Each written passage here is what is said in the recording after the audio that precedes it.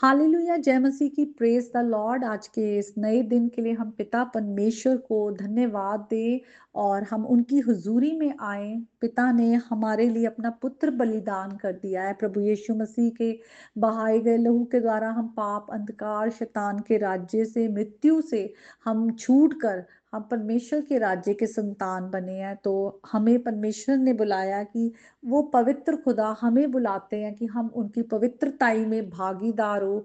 और इसीलिए पौलुस भी लिखते हैं रोम की, जब वो चर्च को लेटर लिखते हैं, कि तुम अपने मन के नए हो जाने से अब तुम्हारा चाल चलन भी जो है वो बदलता जाए।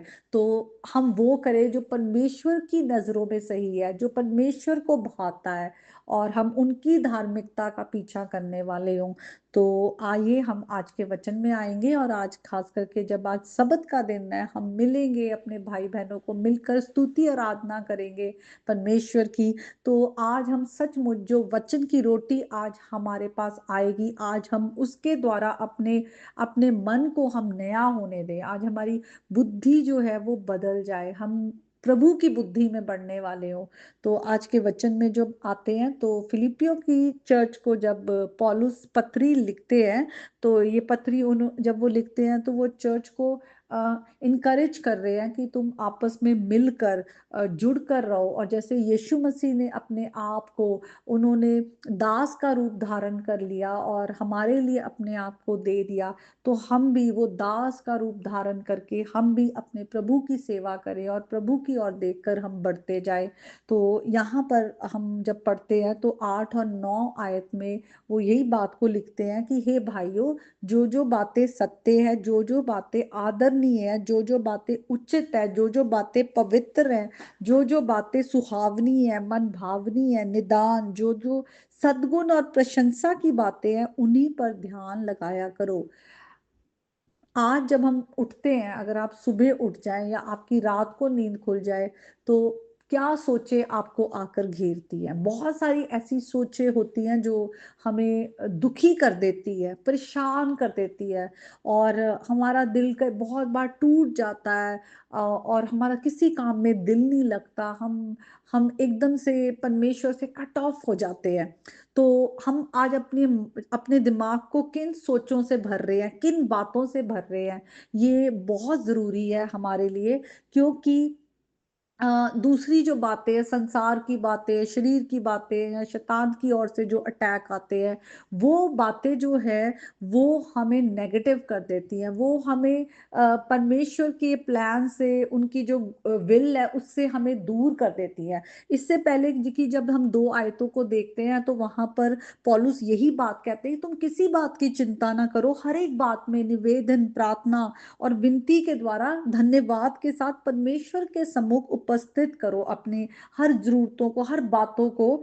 और तब परमेश्वर की शांति जो समझ से परे है, तुम्हारे हृदय और तुम्हारे विचारों को मसीह यीशु में सुरक्षित रखेंगी। तो इसका मतलब हमारी जो विचार है, हम जो मन में सोचते हैं, अपने दिमाग में सोचते हैं, और जो हमारा हृदय जो है, अगर हम उसे गार्ड नहीं करते, तो दूसरी बातें जो हैं बहुत जल्दी आके हमें घेर लेती है, जो परमेश्वर की ओर से नहीं है। और यही शैतान की सबसे बड़ी चाल है। वचन कहता है वो चोर है जो चोरी करने, घात लगाने, मार डालने आता है। और आज हम मसीह में होते हुए भी इतने मूर्ख बन जाते हैं कि हम उन सोचों को अपने पर हावी होने देते हैं जो परमेश्वर की ओर से नहीं है, और हम अपनी आंखें प्रभु की बातों पर, प्रभु की तरफ नहीं करते हैं, ताकि परमेश्वर की जो शांति है, क्योंकि यीशु मसीह शांति के राजकुमार है, जब तक हम उनकी तरफ देखते हैं, जब तक उन बातों के बारे में सोचते हैं जो सत्य है, सत्य सिर्फ प्रभु में है, आदरणीय बातें हैं, परमेश्वर में ही हम जो है अपनी हर एक जो बातें, जो सच्चाई की है, अच्छाई की है, भलाई की है, जो पवित्र है, जिन बातों के लिए हम प्रभु को हम प्रेज करते हैं, उनकी प्रशंसा करते हैं, सद्गुण की बातें हैं, वो सब बातें सिर्फ प्रभु में ही है। प्रभु यीशु मसीह के द्वारा हमने खुदा को जाना है। और जब हम वचन को पढ़ते हैं, वचन के द्वारा हम उनकी धार्मिकता को देखते हैं, उनकी पवित्रताई को देखते हैं, उनकी भलाइयों को देखते हैं, उनकी विश्वास योग्यता को देखते हैं, तो सारी जो अच्छी बातें हैं वो परमेश्वर में ही पाई जाती है। और उनके द्वारा जब हम उन बातों से अपने मन को भरते हैं तो हमारे अंदर प्रभु की शांति बनी रहती है। इसीलिए आगे पौलुस लिखते हैं, जो बातें तुमने मुझसे सीखी, ग्रहण की, सुनी और मुझ में देखी, उन्हीं का पालन किया करो, तब परमेश्वर जो शांति का सोता है तुम्हारे साथ रहेगा। अब यहाँ पे देखे सीखते कैसे हैं, जब हम कुछ सुनते हैं तो हमारे माइंड जो है वो रिन्यू होता है, हमारे माइंड में, हमारे दिमाग में वो बातें जाती है, हमारे हृदय में उतरती हैं, हमारे जो कान है वो सुनते हैं, और हमारी आंखें जो है हम देखते हैं किसी को, कुछ अच्छा कोई कर रहा है या बुरा कर रहा है, तो हमारे ये सारे सेंसेस जो हैं वो इन्वॉल्व होते हैं। तो वो कह रहे हैं कि जब तुम इन बातों का पालन करोगे, जो ऊपर कही गई, जो सत्य बातें हैं, जो आदरणीय है, उचित है, पवित्र है, मन भावनी है, सुहावनी है, जो बातें प्रभु में है, क्योंकि वही सोर्स है, वही शांति का सोर्स है, वही आनंद का सोर्स है, वही प्रेम का सोर्स है, वही धार्मिकता का सोर्स है, वही बुद्धि का सोर्स है। सब कुछ तो उसी के द्वारा है। जो कुछ भला आ रहा है वो परमेश्वर से है, जो कुछ बुरा आ रहा है वो शैतान की ओर से है। तो आज हमने अपने माइंड और हार्ट को प्रोटेक्ट करना है कि हम किन बातों को आने दे रहे हैं।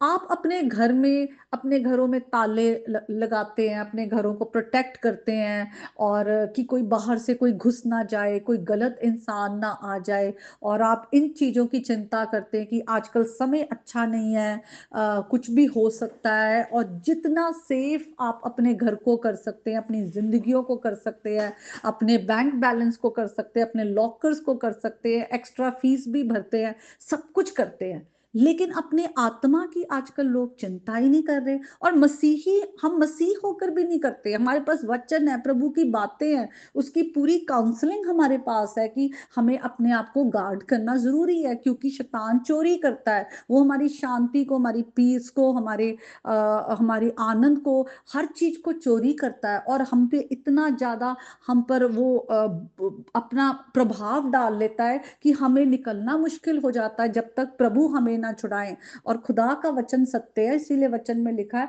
तुम सत्य को जानो, सत्य तुम्हें आजाद करता है। जिसे प्रभु यीशु मसीह छुड़ाए वो छूट जाता है। इसका मतलब हमें प्रभु के सत्य वचन पे आना है, पढ़ना है, और फिर प्रभु हमारे उन चेन्स को तोड़ता है। इसीलिए जब भी आप का माइंड जरा भी शैतान उस पर कैप्टिवेट करने की कोशिश करता है, जब भी आप पर वो हमला करने की कोशिश करता है, आपको मुड़कर खुदा के वचन पर आना है।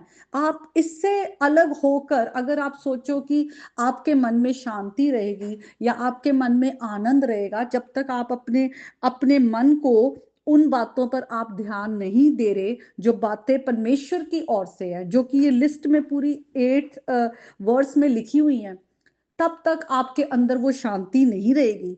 2 बारी अपोस्टल पॉल 7वीं आयत में, फिर जो 9वीं आयत है उसमें भी लिखते हैं कि परमेश्वर की शांति जो समझ से परे है वो तुम्हें मसीह यीशु में सुरक्षित रखती है। और फिर लिखते हैं, जब जो तब परमेश्वर जो शांति का सोता है तुम्हारे साथ रहेगा।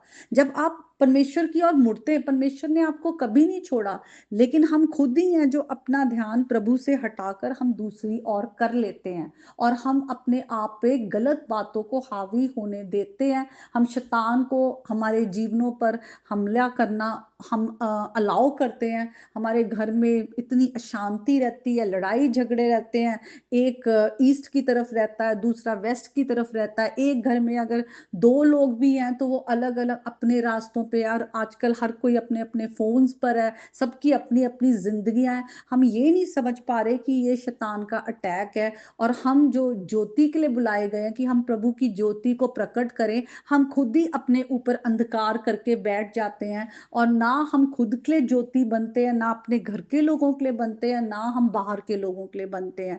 तो आज खुदा का वचन आता है, हम प्रभु की काउंसलिंग को, उसकी ताड़ना को लें, हम वचन से सीखें, वचन में हम बने रहे, इस वचन पर चलें। हम जब तक वचन को पढ़ेंगे नहीं, वचन हमारे जीवन में कैसे काम करेगा? हमें इसे सीखना है, ग्रहण करना है, सुनना है, देखना है, और तब प्रभु की शांति हम में बनी रहेगी। तो आज के इस वचन के द्वारा परमेश्वर आपके घर घराने पर अपनी शांति बनाए रखे। प्रभु यीशु के नाम में आमीन।